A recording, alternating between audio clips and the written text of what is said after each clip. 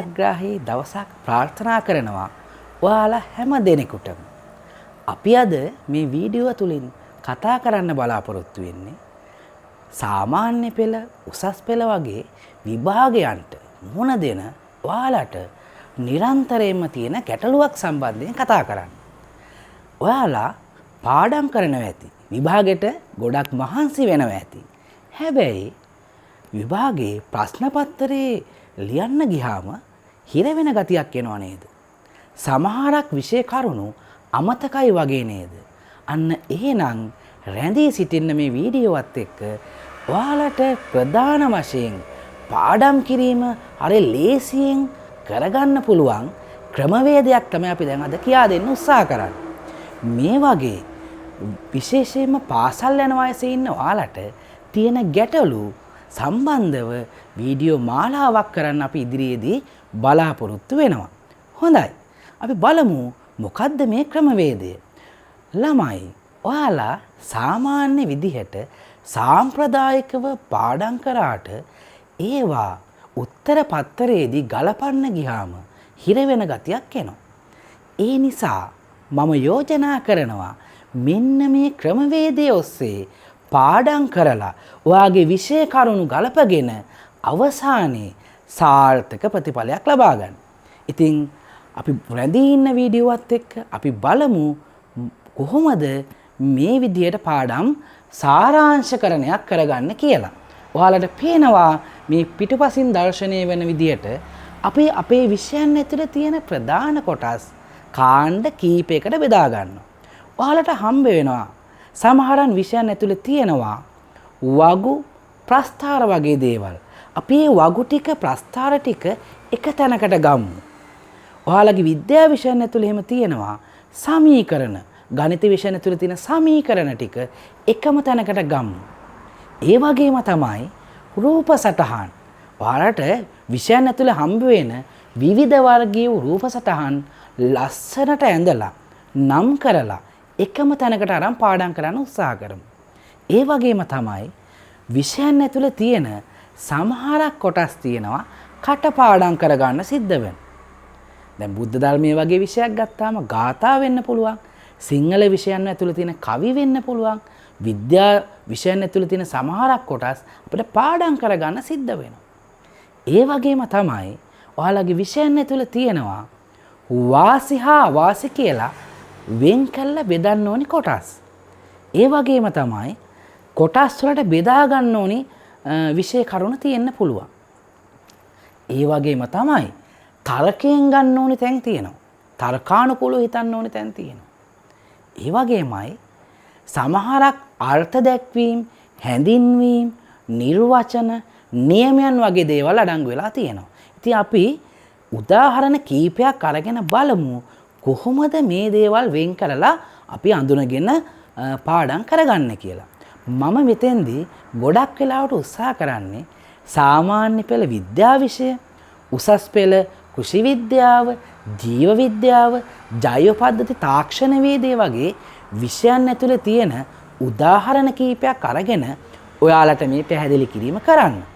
ඔයාලා සාමාන්‍ය පෙළ විභාගයේ ප්‍රධාන විෂයන්, කාණ්ඩ විෂයන්, ඒ වගේම උසස් පෙළ ජීව විද්‍යාව, ඒ වගේම ගණිත විෂය, තාක්ෂණ වේදී විෂය, කලා විෂය, වාණිජ විෂය මේ කුමන විෂය ධාරාවක් හැදෑරුවත් අපි මේ කියන ක්‍රමවේදය ඔස්සේ ටිකක් වෙනස් විදිහකට පාඩම් කරොත් ඔයාලට අවසානයේ විභාගයේදී අර හිර වෙන ගතිය අඩු වෙන්න පුළුවන්. පාඩම් අමතක වීමේ හැකියාව අඩු වෙන්න පුළුවන්. ඉතින් ඒකෙන් අවසානයේ ඔයාලට ජයග්‍රහණයක් ලබා ගන්න හැකියාවක් ලැබෙනවා. එහෙනම් රැඳී ඉන්න අපි බලමු කොහොමද උදාහරණ සහිතව මේක පැහැදිලි කරන්න කියලා. හොඳයි. පළවෙනියටම අපි ගන්නවා ළමයි ඔයාලට පේනවා මේ පිටුපසින් දර්ශනය වෙනවා ප්‍රස්ථාර. විද්‍යා විෂයන් ඇතුලේ, ගණිත විෂයන් ඇතුලේ, ඒ වගේම උසස් පෙළ සමහරක් විෂයන් ඇතුලේ ඔයාලට හම්බ වෙනවා විවිධ වර්ගයේ ප්‍රස්ථාර. ඔයාලට හම්බ වෙන මේ ප්‍රස්ථාර ටික එකම තැනක ලස්සන පාට පෑම් පාවිච්චි කළා ඇඳලා පැහැදිලිව මේ x අක්ෂය y අක්ෂය ඇඳලා ප්‍රස්ථාර ටික වෙනම අපි ඇඳලා තියාගන්න. අන්න ඒවා ඊට පස්සේ වෙනම පාඩම් කරන්න උත්සාහ කරන්න. මෙතෙන්දි මම අරගෙන තියෙන උදාහරණයක් විදිහට ඔයාලා අපි හැමෝම දන්න ප්‍රභා සංශ්ලේෂණය ගැන බලන්න. පරිසරයේ උෂ්ණත්වයත් එක්ක ප්‍රභා සංශ්ලේෂණ ශීඝ්‍රතාව වෙනස් වෙන ආකාරය තමයි අපි හරි අපූර්වට නිර්මාණය කළ තියෙන මේ ප්‍රස්ථාරය. ඔයාලට හොඳට පේනවා මේ ප්‍රස්ථාරය බැලුවාම උෂ්ණත්වයේ ක්‍රමයෙන් වැඩි වීගෙන යනකොට ප්‍රභා සංශ්ලේෂණ ශීඝ්‍රතාව වැඩි වෙලා උපරිම අගයකට එනවා. සාමාන්‍යයෙන් සෙල්සියස් 40කට වඩා උෂ්ණත්වයේ වැඩි වෙනකොට ප්‍රභා සංශ්ලේෂණ ශීඝ්‍රතාව ක්‍රමයෙන් අඩු වෙලා යනවා. ඉතින් සාමාන්‍ය පෙළ විද්‍යා විෂයන් ඇතුලේ උසස් පෙළ විද්‍යාව හෝ තාක්ෂණ විෂයන් ඇතුලේ මේ වගේ ප්‍රස්ථාර අපිට හම්බ වෙනවා. තව උදාහරණයක් ගත්තොත් ඔක්සිජන් සාන්ද්‍රණය සහ ශ්වසන ශීඝ්‍රතාව අතර සම්බන්ධතාවයත් හරි ලස්සනට ප්‍රස්ථාරයෙන් ඇදලා පෙන්නලා තියෙනවා. ඔක්සිජන් සාන්ද්‍රණය ක්‍රමක්‍රමයෙන් වැඩි වීගෙන යනකොට ශ්වසන ශීඝ්‍රතාව වැඩි වෙලා එක්තරා අවස්ථාවක් එනවා ඔක්සිජන් වැඩි වුණා කියලා ශ්වසන ශීඝ්‍රතාව වැඩි වෙන්නේ නැති. ඒකාකාරව ශ්වසන ශීඝ්‍රතාව පවතින අවස්ථා. මෙන්න මේ වගේ ඔයාලගේ විෂයන් ඇතුලේ තියෙන ප්‍රස්ථාර ටික වෙනම ඇඳලා ප්‍රස්ථාර නිවැරදිව කියවලා ප්‍රස්ථාර ටික වෙනම අපි වෙන් කර ගැනීමක් කරමු. විභාගයට ප්‍රස්ථාරයක් ආවොත් ඔයාලට සාර්ථකව උත්තර ලියා ගැනීමේ හැකියාවක් ලැබේවි. දෙවෙනි කාරණාව තමයි ඔයාලගේ විෂයන් ඇතුලේ හම්බ වෙනවා අර්ථ දැක්වීම, නිර්වචන, හැඳින්වීම. ළමයි මේවා අපිට වෙනස් කිරීමේ හැකියාවක් ලැබෙන්නේ නැහැ. ඒ තියෙන ආකාරයෙන්ම ලියන්න ඕන. අපි කීපයකට උදාහරණයක් බලමුද? ශාකවල සිද්ධ වෙන ප්‍රභා සංශ්ලේෂණය නිවැරදිවම හඳුන්වන්නේ කොහොමද? ශාකයේ සිද්ධ වෙන ශ්වසනය කියන්නේ කුමක්ද? ආහාරයක් නරක වෙනවා කියන්නේ කුමක්ද? ආහාර පරිරක්ෂණය කියන්නේ කුමක්ද? මානව ආහාර ජීර්ණ පද්ධතිය කියන්නේ කුමක්ද? මෙන්න මේ වගේ විවිධ විෂයන් ඇතුලේ තියෙන හැඳින්වීම්, අර්ථ දැක්වීම එකම තැනකට ගමු. ඒවා වෙනම පාඩම් කරමු. මොකද උසස් පෙළ විභාගයන් වලදී රචනා ප්‍රශ්න වලට උත්තර ලියනකොට මේ ඒ අදාළ හැඳින්වීම ලියලා තමයි රචනා ප්‍රශ්නෙට ප්‍රවිෂ්ඨ වීම කරන්න ඕන. ඒ වගේම තමයි අපිට විද්‍යාව වගේ විෂයන් ඇතුළේ හම්බ වෙනවා නියමයන්. සමහරක් විද්‍යාඥයන් විසින් පර්යේෂණ කරලා අවසානයේ එළි දක්වන දෙයක් තමයි නියමය. ඒතර මේක වෙනස් කිරීමේ හැකියාවක් අපිට ලැබෙන්නේ නැහැ. දැන් උදාහරණ විදියට ගත්තොත් නිව්ටන්ගේ නියම, ධාරා විදුලිය සම්බන්ධ විද්‍යුතය සම්බන්ධව තියෙන ඕම් නියම, ඒ වගේම ශාකාභිජනනය සම්බන්ධයෙන් තියෙන මෙන්ඩල්ගේ නියම වගේ දේවල් අපිට හඳුන්වන්න පුළුවන්. ඉතින් කුමන විෂය ධාරාව හැදෑරුවත් ඔයාලට මේ වගේ අර්ථ දැක්වීම් නියමයන් හම්බ වෙනවා නම් ඒවා වෙනම ලස්සනට ලියලා පාඩම් කරන්න උත්සාහ කරන්න. විභාගෙට ආවොත් ලස්සනට පිළිතුරු ලියා ගැනීමේ හැකියාවක් ලැබේවි. ඊළඟ කාරණාව තමයි ඔයාලගේ විෂයන් ඇතුළේ තියෙනවා වෙන් කරන්න, වර්ගීකරණය කරන්න. මේ වගේ මේ සටහන් අඳින්න පුළුවන් කොටස්. උදාහරණයක් විදියට අපි මෙතෙන්දි භාවිතා කරලා තියෙනවා ශාක ප්‍රචාරණය. ශාකයක් තමන්ගේ පැවැත්ම තහවුරු කර ගැනීම සඳහා, අනාගත පරම්පරාව බිහි කර ගැනීම සඳහා වර්ගය බෝ කර ගැනීම සිද්ධ කරනවා. මේක ප්‍රධාන වශයෙන් ආකාර දෙකකින් සිද්ධ වෙනවා. ලිංගික ප්‍රචාරණය සහ අලිංගික ප්‍රචාරණය. මේ අලිංගික ප්‍රචාරණයට අපි නම් කරන්න පුළුවන් වර්ධක ප්‍රචාරණය කියලා. ඉතින් මේ වර්ධක ප්‍රචාරණයන් නැවතත් කොටස් වලට බෙදන්න පුළුවන්.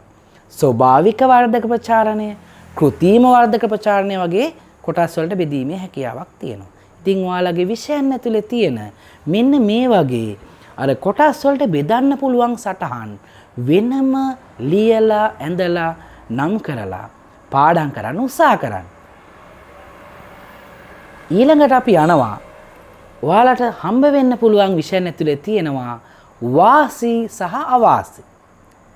ඒ විෂය කොටස් ඇතුලේ තියෙන සමහරක් කොටස් වාසි සහ අවාසි කියලා කාණ්ඩ දෙකකට බෙදා ගැනීමේ හැකියාවක් තියෙනවා.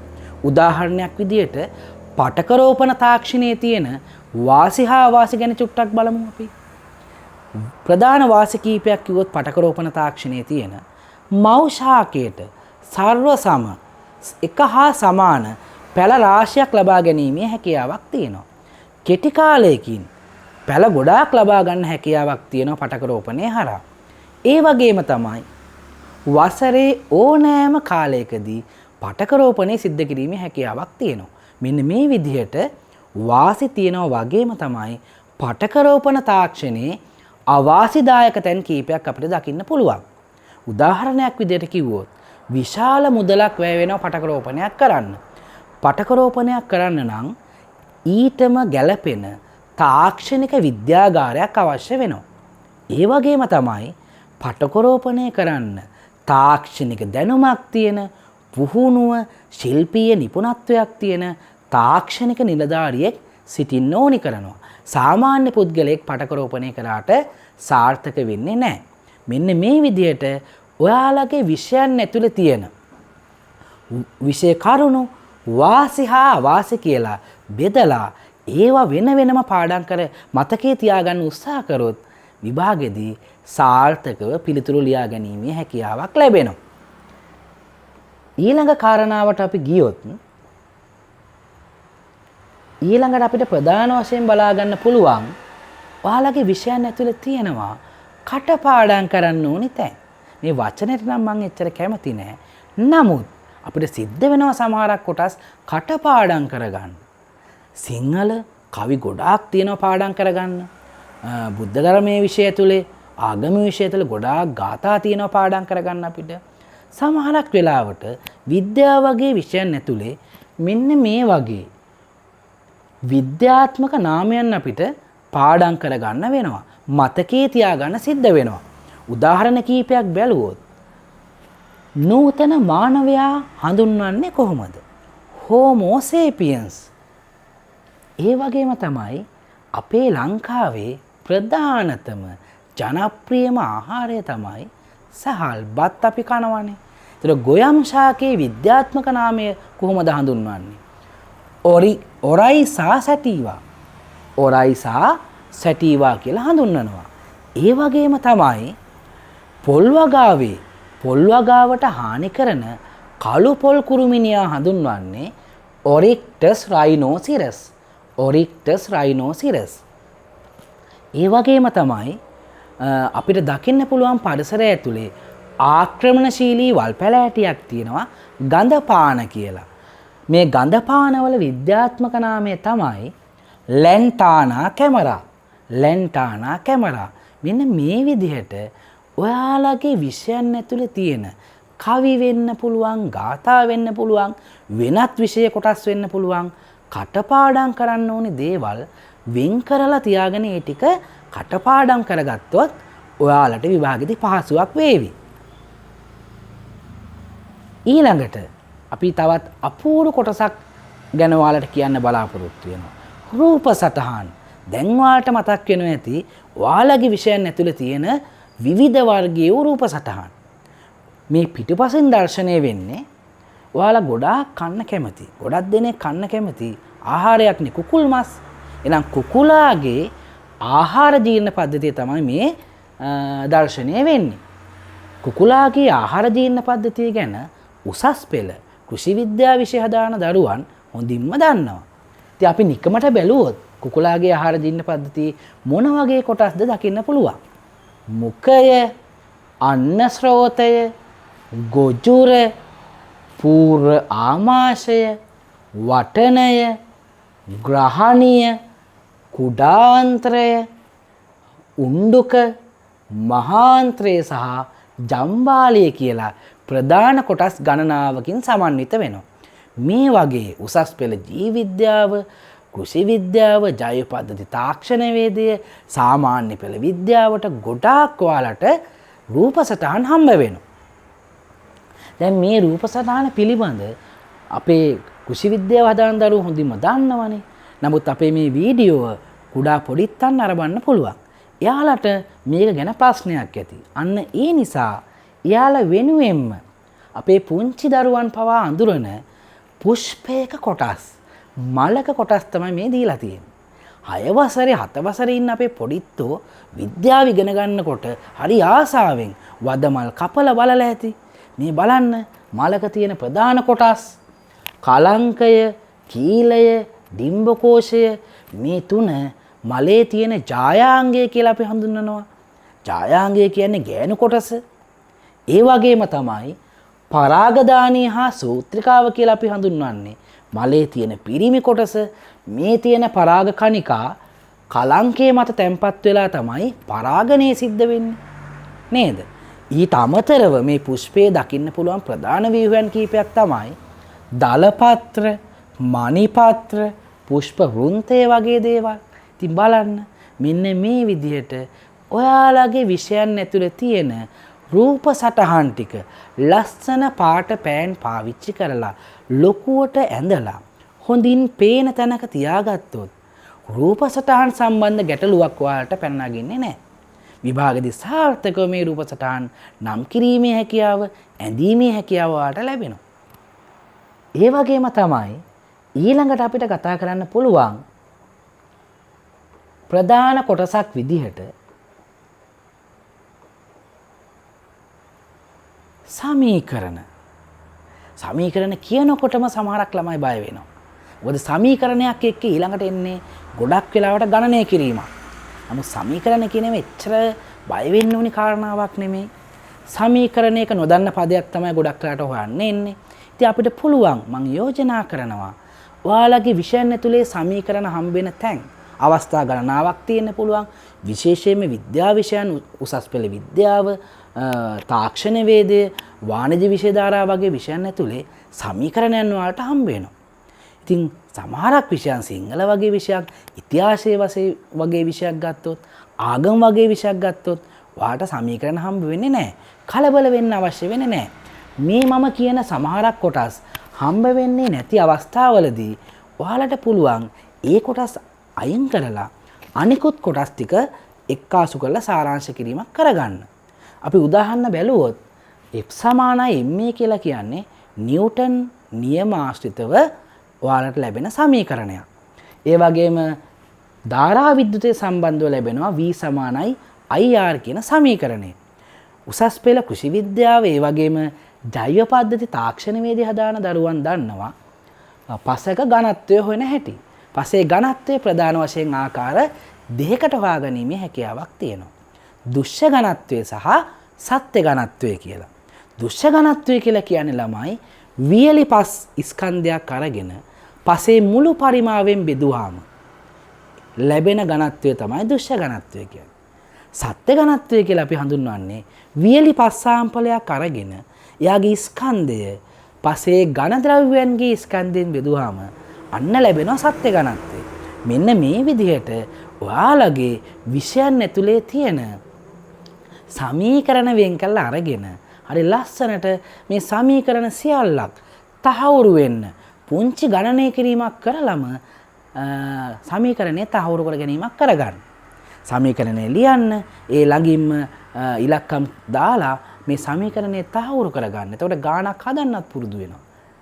ඒක ගොඩාක් වටිනවා. සමීකරණ ආශ්‍රයෙන් විභාගවලදී ප්‍රශ්න ඇහුවාම හිර වෙන්නේ නැහැ. ගොඩක් ළමයින්ට සමීකරණය අමතකයි. ඒතකොට සමීකරණ ආදේශ කරගන්න බෑ. අන්න ඒ ගැටලුවට විසඳුමක් ලැබෙනවා සමීකරණ ටික වෙන් කරලා අරගෙන ඒ ටික හොඳට බලාගෙන ගියාට පස්සේ. හොඳයි. මෙන්න මේ විදිහට අපි දැන් කරුණු ගණනාවක් කිව්වා. අපිට තවත් එක කාරණාවක් ගන්නට පුළුවන්. විශේෂයෙන්ම විද්‍යාව වගේ විෂයන් ඇතුලේ තර්කානුකූල දේවල්, තර්කයට භාජනය වෙන තැන් ගොඩාක් තියෙනවා. මම සරල උදාහරණයක් කියන්නම්.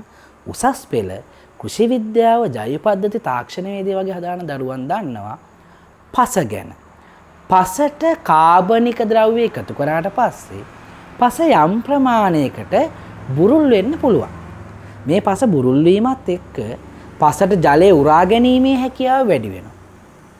ඒ වගේම තමයි පස තුල වාතාවකාශය යම් ප්‍රමාණයකට වැඩි වෙනවා. ඒතර වාතන හැකියාව වැඩි වෙනවා. පසේ තියෙන ජලය සහ පෝෂක ශාකයේ මූල පද්ධතීන් විසින් ඉතා හොඳින් පහසුවෙන් ලබාගෙන ශාකයේ වර්ධනය වැඩි කරගන්න එක පිටුවහලක් වෙනවා. ඒ වගේම තමයි පසේ ඉන්න හිතකර සුද්ධ ජීවීන්ට හොඳින් ක්‍රියාත්මක වීමේ හැකියාවක් ලැබෙනවා. ඉතින් මෙන්න මේ විදිහට පසට කාබනික ද්‍රව්‍ය එකතු කරාට පස්සේ පසේ සිද්ධ වෙන්නා වූ වෙනස්කම් තර්කානුකූලව ගොඩනැගීමේ හැකියාවක් අපිට ලැබෙනවා. මෙන්න මේ විදිහට විද්‍යා විෂයන් ඇතුළේ ගොඩාක් දුරට අපිට තර්කණයන් තියෙනවා. ඒක තමයි සමහරක් ළමයින්ට විද්‍යාව අමාරු වෙලා තියෙන්නේ. නමුත් විද්‍යාව හරි ලස්සන සුන්දර විෂයක්. මොකද මේ තර්කය ගොඩනගා ගන්න උත්සාහ කරනවා නම් අපි විද්‍යාව කියන්නේ හරිම ලේසි විෂයක්. ඉතින් මෙන්න මේ විදිහට විශේෂයෙන්ම පාසල් යන දරුවන්ට තියෙන ප්‍රධානතම ගැටලුවකට විසඳුමක් තමයි අපි අද යෝජනා කරේ. කොච්චරවත් පාඩම් කරාට මතක හිටින්නේ නැත්තම් අද ඉඳලා මේ වීඩියෝ සම්පූර්ණයෙන් නරඹලා ඔයාලගේ තියෙන විෂය කරුණු මෙන්න මේ විදිහට වගු ප්‍රස්ථාර සමීකරණ අර්ථ දැක්වීම වාසි අවාසි කාණ්ඩ වලට බෙදා ගැනීම කටපාඩම් කරන කොටස් තර්කයෙන් ගන්න ඕනේ කොටස් මේ විදිහට වෙන් කරලාට පස්සේ සමස්ත විෂය කරුණු සියල්ලක් ඔයාලට වෙනස්ම විදිහට පාඩම් කරන්න හැකියාවක් ලැබෙනවා. ඉතින් මේ විදිහට පාඩම් කරලා සාමාන්‍ය පෙළ වෙන්න පුළුවන් උසස් පෙළ විභාගය වෙන්න පුළුවන් සාර්ථකව ජයග්‍රහණය කරලා අවසානයේ උසස් පෙළ විභාගයෙන් පස්සේ සරසවි වරම් ලබා ගන්න ඔයාලට මේක රුකුලක් වේවි. ඉතින් මම හදවතින්ම ප්‍රාර්ථනා කරනවා ජයග්‍රහණයම ප්‍රාර්ථනා කරනවා. ඉතින් මේ වගේම අපි ඉස්සරහදිත් බලාපොරොත්තු වෙනවා ඔයාලට වටිනා කියන වීඩියෝ මාලාවක් අරගෙන එන්න. ඉතින් රැඳී ඉන්න අපිත් එක්ක ඒ වගේ මේ වීඩියෝ අවසානයේ තෙක් නරඹන්න, ඒ වගේම ඔයාලගේ යාළුවන්ට මේ වීඩියෝ ගැන කියන්න, ලයික් කරන්න, කමෙන්ට් කරන්න, ෂෙයා කරන්න. ඒ වගේමයි සාමාන්‍ය පෙළ විද්‍යා විෂය, උසස් පෙළ කෘෂි විද්‍යාව, ජෛව පද්ධති තාක්ෂණ වේදේ වගේ විෂයන් හදාන්න දරුවෙක් නම් ඔයාට කොච්චර පාඩම් කරත් කොච්චර බැලුවත් මතකෙට ඉන්නේ නැති කොටස් තියෙනවා නම් අමාරු කොටස් තියෙනවා නම් මේ වීඩියෝ නරඹලා ඔයාලා පොඩි සටහනක් කමෙන්ට් සෙක්ෂන් එකේ දාන්න. එතකොට අපි මේ කොටස් ඔයාලට හරිම ලස්සනට සිත් ගන්නාසුළු ආකාරයට මතක හිටින ආකාරයට නොමිලේම කියා දෙන්න උත්සාහ කරනවා. ඒ නිසා අපිත් එක්ක දිගටම රැඳී සිටින්න, මේ වීඩියෝ ඔයාලගේ යාළුවන් අතර ෂෙයා කරන්න. කොහොම හරි අවසානයේ ඔයාලගේ වටිනාම සාමාන්‍ය පෙළ උසස් පෙළ කඩේම සාර්ථක කරගෙන අනාගතයේ ඔයාලා බලාපොරොත්තු වෙන රැකියාවක් අනාගතයේ සුන්දර ජීවිතයක් බලාපොරොත්තු වෙනවා. මේ සියල්ලක් තීරණය වෙන්නේ අධ්‍යාපනයේ මත. ඒ නිසා කම්මැලි වෙන්න එපා. ඉගෙන ගන්න. මොකද ඉගෙනීමේ තියෙන වටිනාකම මිල කරන්න බෑ ළමයි. ඒ නිසා මම හිතනවා අපිත් එක්ක දිගටම රැඳී ඉන්න දරුවෝ සාර්ථකව මෙච්චර කාල තමන් හිටිය අවස්ථාවට වඩා චුට්ටක් හරි උඩට ගිහිල්ලා තමන්ගේ විෂය කරුණු වැඩි කරගෙන මේක රුකුලක් කරගෙන ඊළඟ වාර විභාගෙදී තව ලකුණු කීපයක් හරි වැඩියෙන් අරගෙන ඔයාලා ජයග්‍රහණය කරાવી කියලා. ඉතින් මම හදවතින්ම ප්‍රාර්ථනා කරනවා ඔයාලගේ සුන්දර බලාපොරොත්තු සියල්ලක් ඉෂ්ට වෙන්න කියලා. රැඳී සිටින්න. අපි අදට මේ වීඩියෝව අවසන් කරනවා. මේ වගේම වීඩියෝ මාලාවක් තුලින් අපි ඉදිරියේදී හමු වෙන්න බලාපොරොත්තු වෙනවා. ජයග්‍රාහී දවසක් ප්‍රාර්ථනා කරනවා සියලුම දෙනා.